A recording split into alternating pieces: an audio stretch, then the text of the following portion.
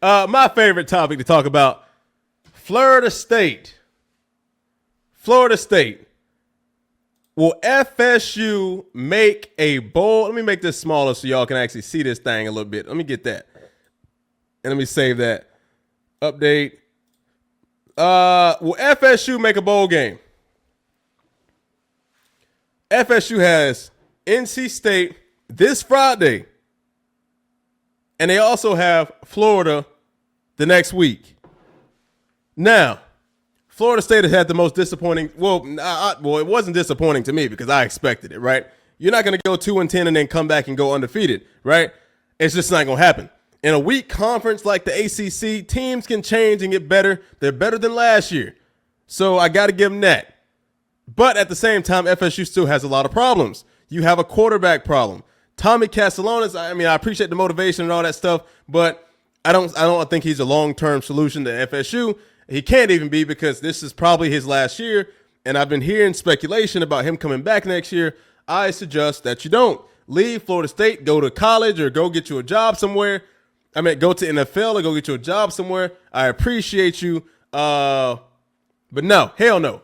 Because if he stays, Sperry is probably going to leave. I'm going to go ahead and let you know this now. Brock Glenn has been there for damn near a century. I don't even know why he stays. I don't know. He must have a bad girlfriend at Florida State that he's not leaving. Or maybe he just loves the school so much and he stays. But, most people who are in college want to play and do stuff like that. So I can understand if you're sitting behind a guy for 3 years. First you sat behind Jordan Travis. He got hurt. You came in. Then they put the backup to the backup in. Then the next year they bought in DJU. Didn't really play you much until he got hurt and then basically shitted on you again. Then this year they bought Tommy. It's not looking likely, dog, because if Norvell wanted to choose you, he would have chose you a while ago, right? I'm not going to sit here and be the backup to the backup to the backup to the backup to the backup for all these years, right? Maybe 1 year to learn, but my guy, you almost probably about damn 30 right there. How old is Brock Glenn? 21. Golly, him boy must went to college early. I guess that makes sense. About 3. He's been there about 3-4 years, but I'm not going to sit here and continue to be behind the backup, and all this stuff. I'm just not going to do it. Sperry is in a good position because he's a freshman. I can understand this to be your learning year, learn from Tommy C, but next year, he needs to be the starter. Honestly, when Tommy got hurt, I would have started Sperry because the season is lost regardless. If you do get a bowl game, you're probably going to get absolutely washed by whoever that team is. So, it's lost anyway, right? Let Sperry get in there and see what Sperry can do because you're going to need a pocket passer who does have legs, but he wants to throw the ball. I see Tommy. Tommy is a said hut, scramble. And teams caught on to that. Bama couldn't catch on because they didn't know what y'all were going to do. Because DJU last year, he wasn't that scrambling type. When he did, he got cleaned. And he was slow. And it just didn't look well. But Tommy is a little different. They didn't expect it to be like that and that be the game plan. Now that teams have all that motion stuff figured out, all it takes is a little discipline to get it. But I already told Florida State, Sperry is the future. Y'all want to get back to the winning culture? Sperry is the future. I don't even think it's on Mike Norvell at this point. Well, yes, it is, because coaching absolutely matters. Coaching absolutely matters. Norvell should have already sat Tommy C down and let Sperry get in the game, especially when you drop 4 straight games. After the Stanford loss, I'm saying heck no. Absolutely not. We lost to Stanford. Can't blame the defense for the Stanford loss. Can't blame them. Everything else you probably could, but can't really blame them for the Stanford loss. Can't really blame them for the Clemson loss because that game was up for grabs. Wake Forest is, I don't know what Wake Forest was up to. They killed themselves. Like they were destroying themselves from within. Because at halftime, it was anybody's game. Florida State just started putting their foot on the gas and just went. Wake Forest's defense held up, but when your offense isn't moving, I knew Wake Forest was in trouble when they put up I think they won by 1 point against some team. I don't know if it was Kent State or Kennesaw State. It was somebody earlier this season. Nah, dog, you put up 9 points against a team that's nowhere in your – I don't trust you. I don't trust you at all. But You know, FSU, like, I don't think there's much rebuilding to be done. I don't even, like, a head coach change. I don't know, man. I don't know. I question Norvell's tactics at times. That's what I'm gonna say. I question his tactics at times. Because if I was a head coach, Sperry's gonna start. I'm changing that freaking defense around. The defense, I don't really like it too much, but I would definitely change that and make it more efficient, make it easier for everybody. Stop all these complicated calls on offense, all these motions and flea flickers and throw the ball back and get it back and go over here like what happened to just line it up, go trips, trio, doubles? What happened to that? And just letting your best receivers chop up the dang field.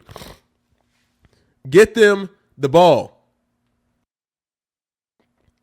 Run the ball with your running back, who you have a lot of them. The running back room is deep. Let them run the ball. Let them get yards because they can dominate as well.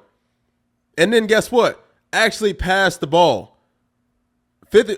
It's like a 50-50 shot. 50% of the time, Castellanos throws a good ball, receiver drops it, or whatever happens.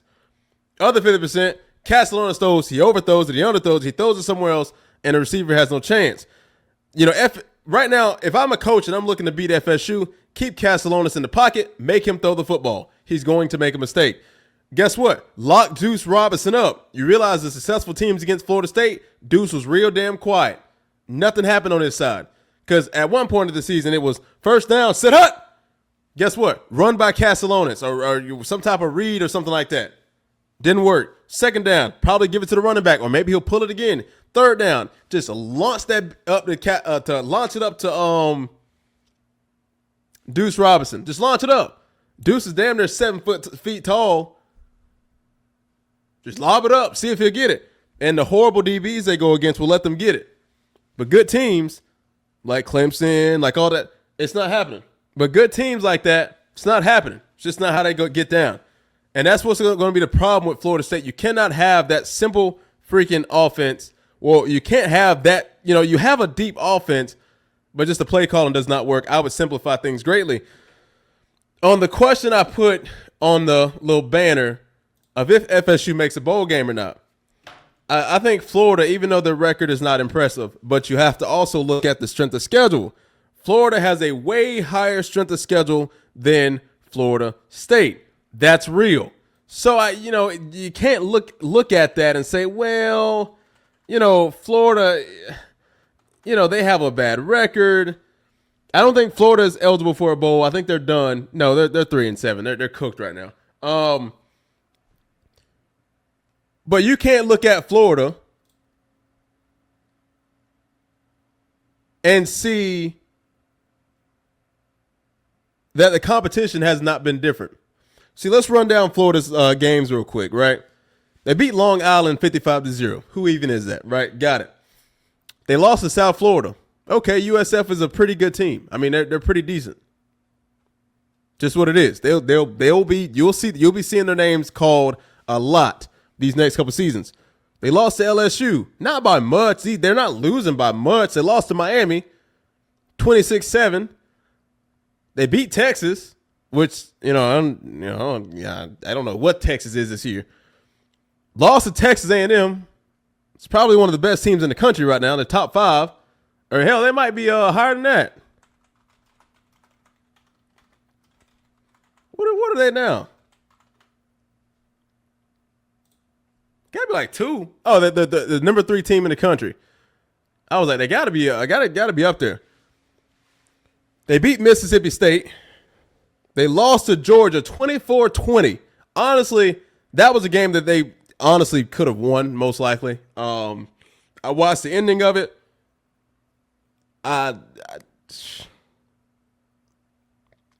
It was looking like an upset alert to me. I'm just gonna let you know that right there. It was looking like an upset alert. And you gotta think that I think they played that Georgia game without a head coach. Well, without golly, what's that dude's name? They just fired him. Who was Florida's last head coach? Golly. I can't remember this guy's name. coach fired. I feel like it's on a Billy Napier, him. Did it without him. Looks like it got better. Then they got absolutely mud stomped by Kentucky. SEC play, by the way. And then lost to Ole Miss 34-24. They played Tennessee and then Florida State. Now, the reason I went down that long little list is because the level of play is different. Ask yourself this question. If FSU and Florida swapped schedules right now, well, I guess in the beginning of the season, FSU takes this 3-7, maybe 2-8. One thing about Florida is that they have a greater strength of schedule because they're an SEC team. If you put Florida in the ACC, they're going to have winning seasons. Which, I mean, I think that'd be even better. I don't know why, I'm just saying. Or, I mean, if FSU fans want a little more excitement, join the SEC. People hate on the SEC because they're like, well, SEC teams get, however many teams in the playoffs. Well, guess what? It's because the strength of schedule is different. You play Georgia every year. You play Alabama every year. You play Texas A&M. You play these teams. And let's see what you got. Because it's not going to be pretty. The competition level is different. So that's why I think that this Florida game is going to be a trap game. Well, it's not going to be a trap game. I think that Florida will do well. It's going to be a rivalry. You're in Gainesville. I think that there's a lot riding but towards Florida. And you literally have a chance. You're not getting the bowl game. Why not ruin it for somebody else? I mean, that's what I'll be saying as a head coach. Season hasn't, if I'm the new head coach coming in, season hasn't went our way. But we can send our rival home and stop them from getting a bowl game if NC State does not win, of course. I mean, if NC State beats them this Friday, then I guess it is what it is. We just give them another loss. But if they do beat NC State somehow on the road, which FSU is not really good at, we have the chance to sit them down somewhere. And it's the last game of the season against our rival. Why not go 1,000%? NC State, on the other hand, NC State, I watched them in Georgia Tech, right? Which I think Georgia Tech is a highly talented team. That team, that's a team of experience. They're never out of it. It was a very interesting game. NC State gave it all they had. Georgia Tech tried to get it back, but NC State just freaking dominated. I mean, you put up 48 points on a good team like Georgia Tech that was the number 8 team in the country at the time, that was honestly a playoff favorite, could still sneak in. But at the same time, the competition level during the season, this is the same team that lost to Virginia Tech a few games ago. Same team that lost to Duke a few games ago. But they also beat Virginia. So I don't know. And they just got absolutely mud stomped by Miami. But it's Miami though. They only put up 7 points. Now, Florida State does not have the strength and firepower as Miami. But in the ACC, you don't know how this is going to go. We have a team that beat Alabama week 1 that has dropped 4 games in ACC play to teams that they probably should have beat. So I don't know how this is going to go. I'm thinking NC State on a Friday night, short week of practice at home. Stadium's going to be lit. NC State is also fighting for bowl eligibility too. Oh, NC State is 2-4 in ACC play. FSU is 2-5. So that's why I'm not too sure about this. Honestly, it could be a blowout on NC State. I don't think it's going to be like a blowout on anybody's side, but I think NC State will have the up. If they can just get their offense going, 7 points won't do it. If you can just start scoring and defense can hang on, you are going to win the game. You're on the road. FSU does not do well with traveling, but at the same time, they're fighting for a bowl game to make their season 7-5 instead of, 6-6 or something like that, right? Or FSU could drop these next 2 and go, 5-7? It can go either way. Do I trust NC State? No. Do I trust Florida? No. But the odds are looking like NC State will win this Friday. I don't know how convincingly, but We'll see. If that team that played Georgia Tech comes out against Florida State, it's over with. If that team shows up, it's over with. And for Florida, I think they'll be ready. Rivalry game, get them up out of here. But they just need one. So I'm going to answer this question. Do I think that FSU makes the bowl game? Absolutely not. Absolutely not. If it was like North Carolina, Virginia Tech, I'm just saying, like, if there was another team in Virginia Tech's place, Virginia Tech, or in a nobody team, maybe. It's not looking likely. I don't think you get through 2 opponents on the road, especially not in Gainesville, because them boys gonna be hitting. So, and I agree with you, Sergeant Baines. Strength of schedule is everything these days. Strength of schedule, it means a lot, honestly. It just means more. It's real. The ACC is a conference to where, and we'll talk about this. Matter of fact, this would be a good segment to switch over. So FSU, you got some building to do. I don't know if you guys are going to fire Norvell after this season. If he gets you to a bowl game, they might keep him. If he doesn't, I don't know. I think that FSU is kind of bought in on Norvell. I like the fact that they didn't fire him midseason. I don't think that firing a coach midseason does anything. But especially with all these new jobs opening and all this kind of stuff, there's more jobs than qualified coaches out there. So, I mean, I kind of like the hold on and see, but I do think they stick with Norvell.